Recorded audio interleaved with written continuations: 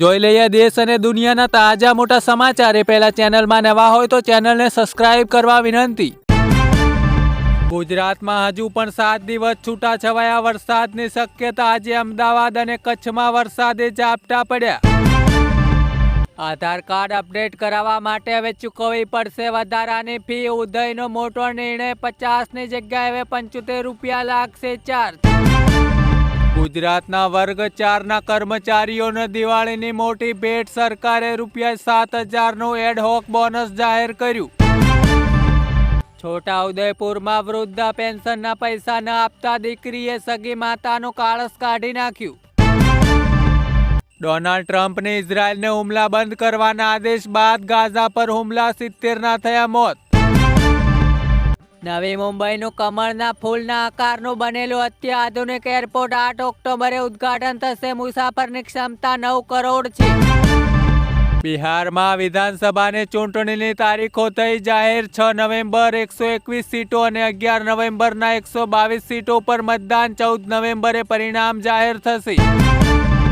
જીએસટીના ઘટાડા બાદ સપ્ટેમ્બર મહિનામાં મહિન્દ્રા કંપનીએ 65,000થી વધુ ટ્રેક્ટર વેચી દીધા. ખેડૂતોની પહેલી પસંદ મહિન્દ્રા માર્કેટમાં જોવા મળી.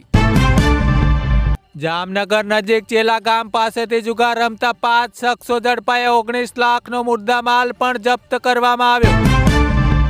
નેપાળમાં કુદરતનું તાંડવ. 45થી વધુ લોકોના થયા મોત અને ગુમ થયા. મોટી સંખ્યામાં પ્રવાસીઓ પણ ફસાયા.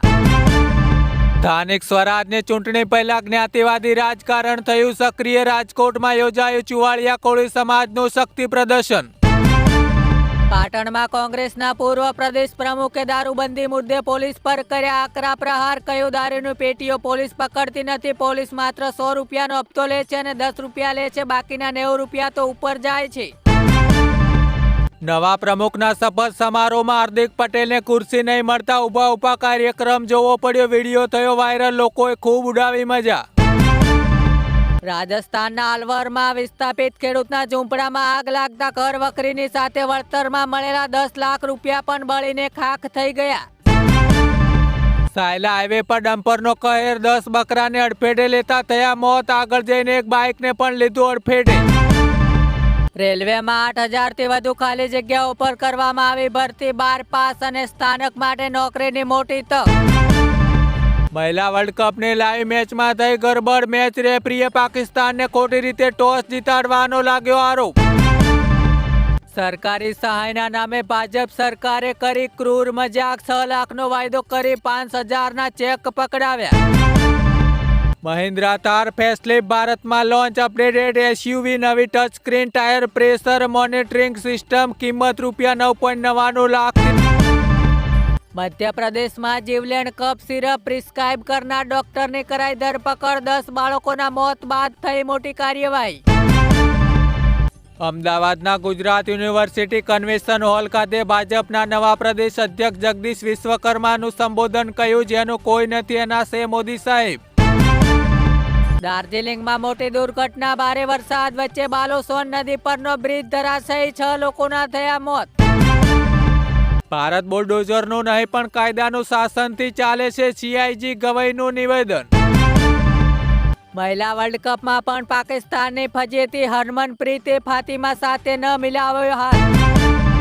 સંભલમાં મસ્જિદ તોડી પાડવા અંગે મુસ્લિમ પક્ષને ઝટકો. અલ્હાબાદ કોર્ટે અરજી ફગાવી. ખેતીની જમીનને બિનખેતીમાં ફેરવવા લાંચ માગી મહેસાણા કલેક્ટર કચેરીનો રેવન્યુ ક્લાર્ક 9 લાખની લાંચ લેતા ઝડપાયો. રાધનપુર પાસે મોટો અકસ્માત. 5 વાહનોને એકબીજા સાથે ટક્કર. 4ના મોત અને 1 ઇજાગ્રસ્ત. નજીકની હોસ્પિટલમાં દાખલ કરવામાં આવ્યા. બિહાર વિધાનસભાની ચૂંટણીમાં રંગીન તસવીર. 100% વેબકાસ્ટિંગ અને એક બૂથ પર વધારેમાં વધારે 1200 વોટ થશે. બિહાર ચૂંટણી અંગે મોટી જાહેરાત. સુરેન્દ્રનગરમાં પત્ની સાથે જમવા મામલે બોલાચાલી થતા પતિએ ઝેરી દવા ગટગટાવી. સાઉથ ઇન્ડિયનના સુપરસ્ટાર વિજય દેવરકોંડા અને રશ્મિકા મંદાનાએ સગાઈ કરી લીધીની વાતો ઉડી. લગ્ન 2026માં કરે તેવી ચર્ચાએ જોર પકડ્યું.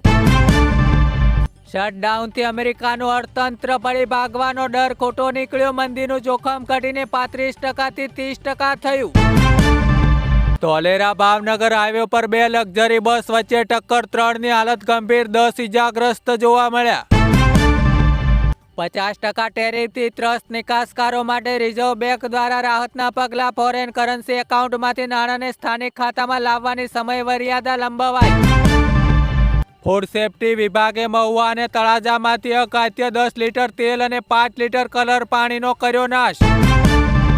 મોટા વિરગા ગામેથી ડિગ્રી વગરનો ક્લિનિક ચલાવતો બોગસ ડોક્ટર ઝડપાયો, ફરિયાદ થઈ દાખલ.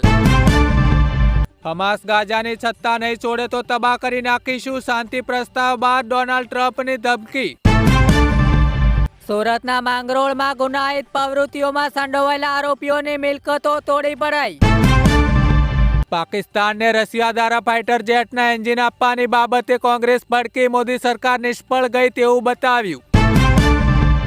પાલિતાણા ડિવિઝનમાં ₹26.47 લાખની વીજ ચોરી ઝડપાઈ. પશ્ચિમ ગુજરાત વીજ કંપની લિમિટેડનું સતત બીજા દિવસે પણ ચેકિંગ ચાલુ.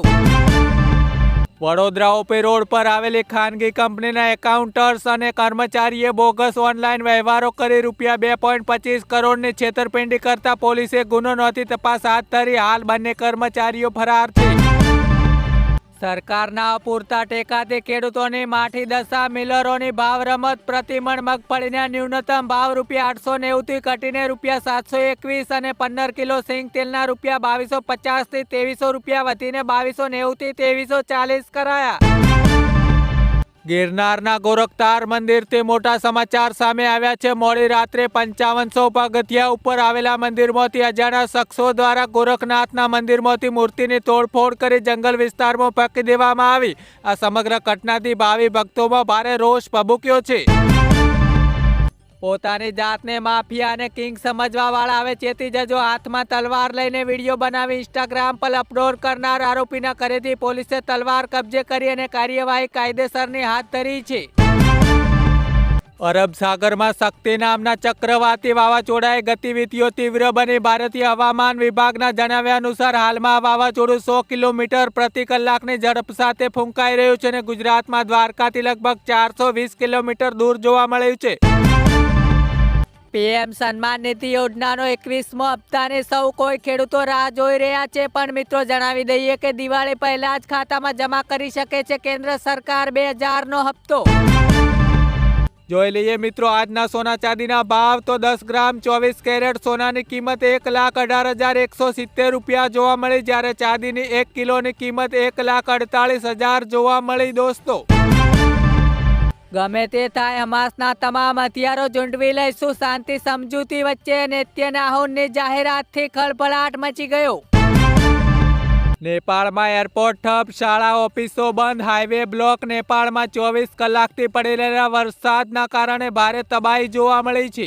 મિત્રો રોજ સવારે આવા તાજા દેશ અને દુનિયાના સમાચાર જોવા માટે અમારી ચેનલને સબસ્ક્રાઇબ કરવા વિનંતી.